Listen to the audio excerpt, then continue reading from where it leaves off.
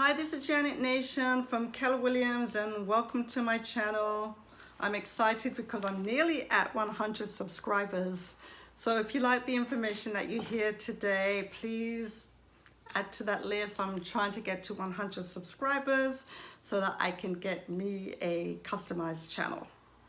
And so today what I want to talk to you about, we're in mid-July and I just want to give you a quick summary of what has happened in real estate since the top of the year. So we're halfway there, right? We're halfway there.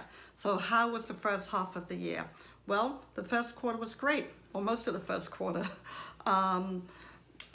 Demand for housing high, homes appreciating, busy agents were being busy and doing what they do best, selling real estate. And then we all got hit abruptly in March with the coronavirus. And the way we practice real estate was abruptly changed. So we actually, and I'm talking about New York, Long Island specifically, and many other states did similar things, but I'm talking specifically about us in Long Island. We were not allowed to go into homes with occupants that still live in the home. So I found myself working with buyers I actually hadn't even met live. So I would do like a Zoom buyer consultation, and then when they would get to the house, they would FaceTime me, and I would see the house that way, and if they liked it, then we would make an offer. So, you know, for me, I didn't kind of shy away. I still followed the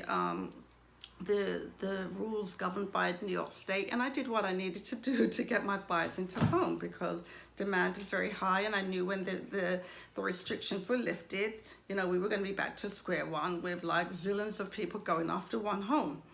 But actually during that time, it was still happening towards the end, before we got into phase two when things were a little bit more relaxed.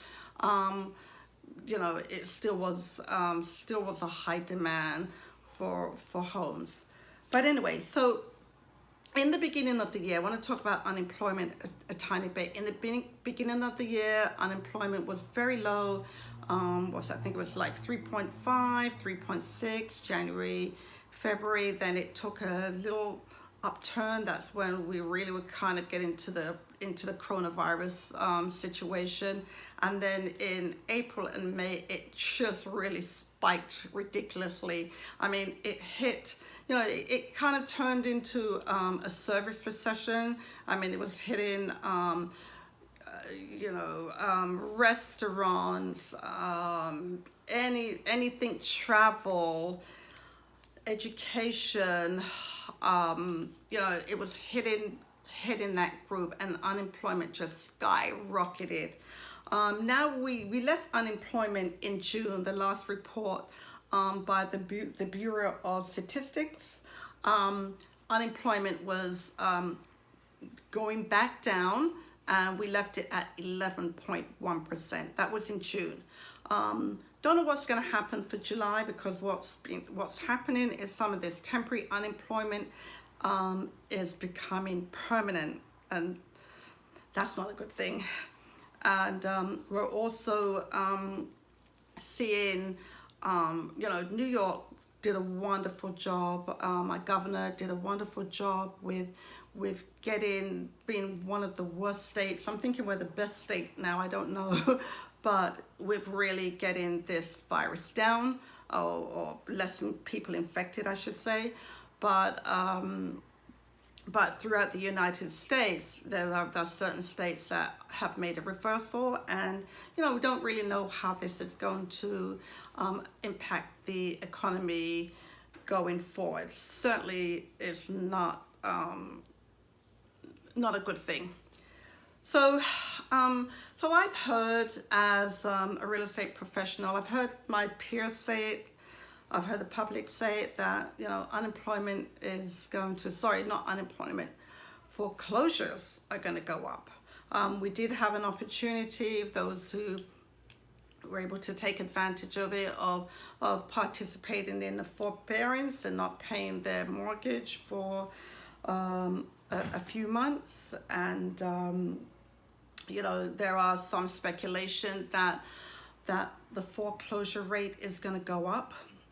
But according to Black Knight Financial, and there's some kind of in the mortgage business and analytical, according to Black Knight Financial, is that they said that 77% of homeowners have at least 20% of equity in their homes, and 10%, I believe, has 10% equity in their home. So that's a lot of equity. So if a person is a homeowner, is in a financial rut, we don't have to go the foreclosure route. You should not go the foreclosure route. Not when you have so much equity. Don't let it be depleted. There's options. There's various options of what you could do to save yourself, and walk away with cash. So we don't have people are going to behave. It's too early, but really there's enough equity to avoid that foreclosure debacle that we were in 2007, 8, 9, and 10. Zillow, now just changing slightly, Zillow had released a report, and they come up with a couple of interesting things, and they found that people are wanting to move from urban areas in the city, move to suburban areas, because those in the cities were, did really have a higher rate of coronavirus, because people live closer, sometimes live on top of each other, and they realize, well, perhaps that's not what they want. And so they are moving to, or have a desire to move to the city. To the suburbs. What the report also found is that the style of the interior of the home that people are looking for, that the taste is changing, because before everybody wanted an open floor plan. I mean, break down every wall possible and have an open floor plan. Everything just like one big room. That desire is changing as more people now finding that they're going to be working from home, and probably be working from home permanently or for extended period of times at a time. So walls now are actually more important, because they need the privacy and the space so that they can work accordingly from home. So that's going to be very interesting now, that shift from open floor plan to no, I really need walls. This needs to be my office. I don't want to see anyone. I don't want to hear anyone. I just got to work. So it's, it's just been a very interesting year. I mean, I had a bad year like this in 2008 when I was a relatively new real estate agent. This time around, I'm much more seasoned. I'm not going to let it get the better of me, and I'm going to do what I have to do to get my clients home sold or into a new home, right? So I'll never be giving up.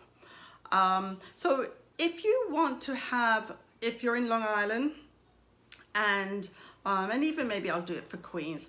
If you want to know specific data about your town, statistics, how many homes have sold, what they sold for, what was the average price. If you want that kind of data, I'm willing to do that on a short-term basis, because I know that's interest. That's information that fascinates a lot of people, and it's really indicative of where the value is of your home if you're a homeowner, or what you're likely to spend if you are looking to purchase a home. So all in all, it has been even with the turbulence of COVID, it's still super busy right now. I mean, I'm finding myself fighting for my buyers with every offer that I put in. When I'm the listing agent, I'm helping my sellers, being very analytical about the offers, very careful about the offers that are coming in, and making sure that they select the right one that is likely to get to the closing table. This is what it's all about. So a busy year. I can kind of see this going on all year, but in a couple of videos from now, I will be talking to you about what we foresee in the future or the rest of this year, second half of this year in real estate, what we kind of predict is going to happen. So thank you for listening in. Remember, subscribe to my channel, please, and I will see you next time. Bye for now.